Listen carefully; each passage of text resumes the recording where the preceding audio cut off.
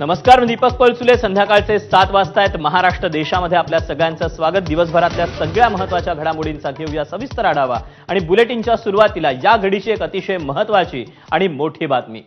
लोकशाहीचं मंदिर समजल्या जाणाऱ्या विधिमंडळासाठी आजचा दिवस हा गालबोट लावणारा ठरला आणि त्यासाठी कारणीभूत ठरले भाजपचे आमदार गोपीचंद पडळकर आणि शरद पवारांच्या राष्ट्रवादीचे आमदार जितेंद्र आव्हाड यांचे समर्थक. खरं तर यांना समर्थकांपेक्षा गुंड म्हटलेलं जास्त उचित ठरेल, कारण पडळकर आणि आव्हाडांच्या समर्थकांनी विधान भवनाच्या पायऱ्यांवर राडा घातला, एकमेकांची कॉलर पकडत हाणामारी केली. गुंडांच्या टोळ्यांप्रमाणे विधान भवनाच्या पायऱ्यांवर हे समर्थक भिडले. या राड्याला पार्श्वभूमी आहे ती गोपीचंद पडळकर आणि जितेंद्र आव्हाड यांच्यातल्या वादाची. या दोन्ही नेत्यांनी काल गाडीचा दरवाजा जोरानं लावण्यावरून एकमेकांना शिवीगाळ केली होती.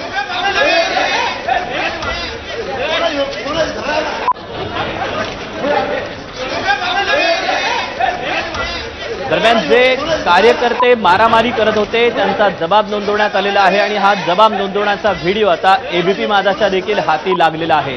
हाच तो व्हिडिओ आहे ज्यावेळेला त्यांचा जबाब नोंदवला गेला. काय नेमकी घटना घडलेली, कशावरून हे कार्यकर्ते एकमेकांमध्ये भिडलेले होते, या सगळ्याबद्दलचा जबाब आता नोंदवला गेलेला आहे आणि त्याचाच व्हिडिओ आता एबीपी माझाच्या हाती देखील लागलेला आहे. विधान भवनाच्या या परिसरामध्ये संपूर्ण हा प्रकार घडलेला होता. याची दखल खुद्द विधानसभा अध्यक्षांनी देखील घेतलेली आहे. याचा अहवाल देखील मागवलेला आहे. तर दुसरीकडे मुख्यमंत्री देवेंद्र फडणवीस यांनी देखील या सगळ्या प्रकरणी विधानसभा अध्यक्षांना कारवाई करावी अशी विनंती आणि मागणी देखील केलेली आहे. अगदी काही वेळापूर्वीच ही सगळी घटना घडलेली आहे. दरम्यान पडळकर आणि आव्हाडांच्या कार्यकर्त्यांमध्ये झालेल्या राड्यावर मवियाच्या नेत्यांनी कसा संताप व्यक्त केला तोही पाहू. पडळकर आणि तुमची कुठेतरी वाद झाला किंवा बाचाबाची झाली, त्याचे पडसाद आज थेट विधान भवनामध्ये उमटलेले. तुमच्या कार्यकर्त्यामध्ये आणि पडळकरांच्या कार्यकर्त्यांमध्ये कुठेतरी हाणामारी झाली. हल्ला कोणी केला? मग हे बोला ना, हे बोला, जोरात बोला, पडळकरांच्या कार्यकर्ते. परत जोरात बोला. हल्ला कोणी केला? बोला ना, बोला. कशाला प्रश्न विचारता आम्हाला? तुमच्यात बोलण्याची हिंमत नाही तर प्रश्न कशाला विचारता आम्हाला? सांगा कोणी केला? जोरात बोला. पडळकरांच्या कार्यकर्त्यांच्या बस झालं. अख्ख्या महाराष्ट्राला समजलं कोणी हल्ला केला. आम्हाला याच्यापेक्षा जास्त काही पुरावा द्यायचे नाहीत. जर तुम्ही विधानसभेमध्ये गुंडांना प्रवेश देणार असाल आणि ते हल्ले करणार असतील तर आमचेच जीव सुरक्षित नाही आहेत. मी स्वतः ट्विट टाकलंय. मला आई बहिणीवरनं शिव्या दिल्या आहेत, तुला मारून टाकू, कुत्रा, डुक्कर, काय अजून काय काय लिहिलंय, काय चालू आहे काय विधानसभेत. मी भाषण करून बाहेर आलो आणि थोडासा मोकळी हवा खेळायला बाहेर गेलो होतो. हा मालाच मारण्यासाठी आले होते हे सगळे. म्हणजे विधानसभेमध्ये विधिमंडळाच्या पायऱ्यांवर भवनामध्ये आमदार सुरक्षित नसतील तर कशाला राहायचं आमदार? काय गुन्हा आहे आमचा?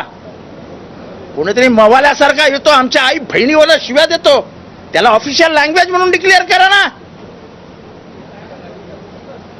अनपार्लमेंटरी वर्ड्स वापरले जातात, करून टाका पार्लमेंटरी वर्ड्स आहेत म्हणून. सत्तेचा एवढा मुजोरपणा, सत्तेचा एवढा माज. अरे बाबा, मी निघालोय, माझं कामकाज संपलंय. राष्ट्रवादीचे त्याला जाऊन भेटायला तो तिथं आहे. नाही काय प्रसाद म्हणजे तुमच्या स्टाईलने. अरे त्याला जाऊन भेटा बाबा, मला काय विषय माहित नाही. गोपीचंद पडळकर ऍक्शन मोड मध्ये असं म्हणावं. अरे बाबा, मला काय माहित आहे, तिथं जाऊन भेटायला. घडलेली घटना अतिशय चुकीची आहे. अशा प्रकारे इथे घटना घडणं हे बिलकुल योग्य नाही. या ठिकाणी माननीय अध्यक्ष विधानसभा आणि माननीय सभापती विधान परिषद यांच्या अंतर्गत हा सगळा परिसर येतो. त्यामुळे माननीय अध्यक्षांनी आणि सभापतींनी याची गंभीर दखल घ्यावी आणि या संदर्भात जी काही कडक कारवाई आहे ती कडक कारवाई माननीय अध्यक्षांनी करावी अशा प्रकारची विनंती मी त्यांच्याकडे केलेली आहे. इतक्या मोठ्या प्रमाणात लोक जमा होतात आणि मारामारी करतात हे या विधानसभेला शोभणारं नाही आणि म्हणून याच्यावर निश्चित कारवाई ही झालीच पाहिजे. पण ते समर्थक आहेत का गुंड आहेत?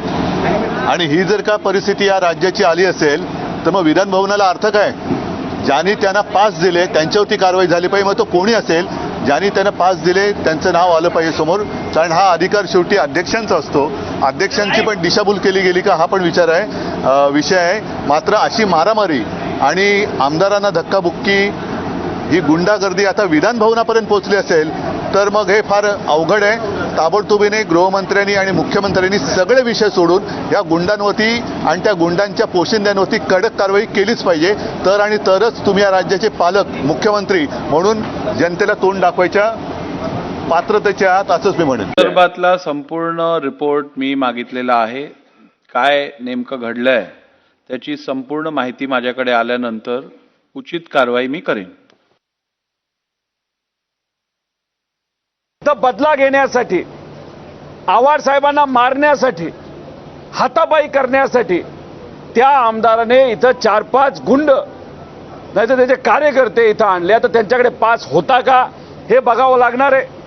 कसे ते आत आले आणि मग आव्हाड साहेबांना कोपऱ्यात घ्यायचं आणि त्यांना हाणामारी करायची या हेतूतून हे लोक जेव्हा तिथे आले आणि आव्हाड साहेबांवर हमला करायचाच, त्याच्यातच एक नितीन देशमुख नावाचे पास घेऊन आलेले जे काही कार्यकर्ते होते, आव्हाड साहेबांचे राष्ट्रवादी शरदचंद्र पवार या पक्षाचे कार्यकर्ते होते, यांच्यावर हल्ला झाला, मारापिटी झाली. जितेंद्र आव्हाड असू द्या किंवा गोपीचंद पडळकर असू द्या, ह्या सदस्यामध्ये किंवा ह्या सदनामध्ये आलेले सर्व जे असतात ते ह्या लोकशाहीचे भक्त असतात, लोकशाहीचे पुजारी असतात. आम्ही आमच्या शालेय जीवनापासून ह्या लोकशाहीच्या मंदिराला आमचं जीवन समर्पित आम्ही करत आलेलो आहे. आणि अशा परिस्थितीमध्ये पडळकरांचे काही कार्यकर्ते किंवा स्वतः पडळकर किंवा जितेंद्र आव्हाडांचे कार्यकर्ते किंवा जितेंद्र आव्हाड स्वतः जर अशी मारामारी करत असेल तर निश्चितपणे लोकशाहीची ती क्रूर हत्या आहे.